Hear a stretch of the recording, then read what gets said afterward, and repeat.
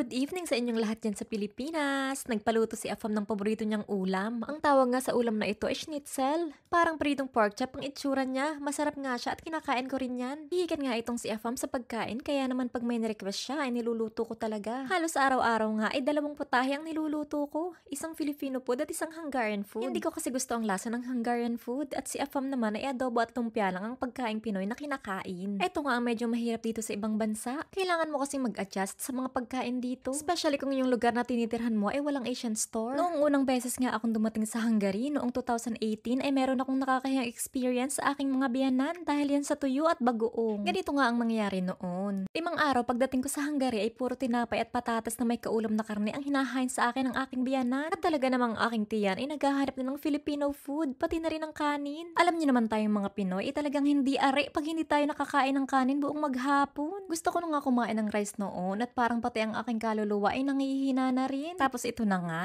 naalala ko na may dala nga pala akong tuyo at bagoong sa aking maleta. Eh di ako na may tuwang-tuwahan eh. Ay dali-dali kong binuksan yung maleta at kinuha ko yung tuyo na nakabalot pa sa dyaryo, pati yung bagoong. At sa sobrang excitement ko nga, diretso ako sa kusina at dali-daling nagpainit ng kawali. Nawala na talaga sa isip ko na maantot nga pala ang amoy na ito. Pagkatapos ko ngang lutuin ang tuyo at bagoong ay bayaan na nga at kumalat na nga ang amoy sa buong bahay, pati sa kapitbahay. Ay sus, ay maya-maya nga ay biglang sumulpot na sa kusina yung aking biyanang lalaki. Hindi man siya magsalita, ikitang-kita sa mukha na nagtataka nga siya kung saan ang gagaling yung kakaibang amoy. At binuksan nga niya lahat ng bintana at dali-daling umalis ng kusina. Wala naman siyang sinabi at hindi din naman kami magkakaintindihan kahit kausapin niya ako. Dahil hindi naman ako marunong magsalita ng kanilang lengguwahe at sila naman ay hindi marunong mag-English. Maya-maya pa nga ay biglang nag-ring ang aking messenger at bayan na nga at tumatawag na si Afam. Tinanong niya nga ako kung ano daw yung naluluto ko dahil nagtanong daw sa kanya yung parents niya bakit daw ganun ang amoy ng aking niluluto. Ay talagang ako ihiyang-hiya at parang ayaw ko nang lumabas ng kusina. Nagulantang talaga sila sa amoy ng tuyo at bagoong. At nagtanong pa nga yung parents ng asawa ko baka daw panis na yung pagkain niluluto ko. Nakita kasi nila na ilang araw nang nakalagay ito sa maleta, bakit hindi ko daw nilagay sa ref? Pinasabi ko nga sa asawa ko na okay lang kahit hindi nakalagay sa ref dahil ito naman ay tuyo na, saka yung bagoong ay maalat, preserved na siya. Baka daw sumakit ang aking tiyan pag kinain ko pa iyon. Nashock talaga sila sa amoy ng tuyo at bagoong. Kumalat na nga sa buong bahay yung amoy dahil winter noon at talagang sarado ang buong kabahayan, pati mga bintana. Talaga namang gusto ko na lang magpakain sa lupa ng mga oras na iyon. Talagang ako hiyang-hiya. Feeling ko nga hanggang ngayon ay hindi pa rin nila nalilimutan ang nangyaring iyon. Ako'y natatawa pa rin hanggang ngayon pag naaalala ko iyon. Pero mabait naman ang aking mga biyanan. Talaga lang sigurong nanibago dahil hindi naman sila sanay sa mga ganitong pagkain. Sobrang bait nga nung biyanan kong babae at pati pagkain ay ako'y dinudulutan na laang. Naalala ko pa nga noon, ayaw niya akong paggawain ng mga gawaing bahay, pati paghuhugas ng pinggan, siya na lang daw. Noong dumating kasi ako sa Hungary ay doon muna ako tumuloy sa aking mga biyanan. Nasa Italy pa kasi noon si Afam, doon siya nagtatrabaho. Ang sumundo pa nga sa akin sa airport ay yung mga kaibigan niya. Nakasale kasi yung ticket na binok niya, kaya kahit nasa Italy pa siya noon ay binok niya pa rin yung ticket na yun. Mahal kasi ang plane ticket from Pinas to Hungary at sayang din naman yung madi-discount namin, kaya sabi ko sa kanya ay go na, book mo na yan. 1 week pa nga nakalipas bago kami nagkita dahil tinapos man niya yung trabaho niya sa Italy bago umuwi ng Hungary. Hindi nga siya naging madali dahil pag nag-uusap kami ng aking biyanan ay talagang kami nagsisinyasan laang. Gamit na gamit din ang Google Translate at hindi nga talaga kami magkaintindihan. Nung nakauwi na nga si Afam, ako nakahinga na ng maluwag. Maigit ako may makakausap na. Mahirap talaga ang language sa Hungary, mas mahirap pa siya sa German language. Hanggang ngayon ay hindi pa ako marunong magsalita ng Hungarian, pero may pailan-ilang words akong naiintindihan. Nakikinig kasi ako pag nag-uusap sila ng parents niya at tinatanong ko nga ang meaning ng mga words na sinasabi nila. Nakakaintindi ako ng konti pero hindi ko talaga kaya magsalita ng language nila. Nakakapilipit ng dila, besh. Baka nga mas mauna pang matuto si Riri sa akin mag-Hungarian. Masipag kasi magturo si Afam ng Hungarian kay Riri at mabilis naman siyang matuto. Nagugutom na nga si Afam at kanina pa siya nag-iintay ng kanyang pagkain. Medyo na-late kasi ako magluto kasi ito talaga ang pinakamahirap gawin sa araw-araw, mag-isip kung anong lulutuin. Maigi na lang at mabilis magluto sa air fryer. Kagandahan pati ay meron siyang timer, kahit iwanan mo ay hindi masusunog. Tamang-tama ito para sa mga katulad kong malilimutin. At ito na, naluto na yung schnitzel. 15 minutes ko rin siyang niluto sa air fryer.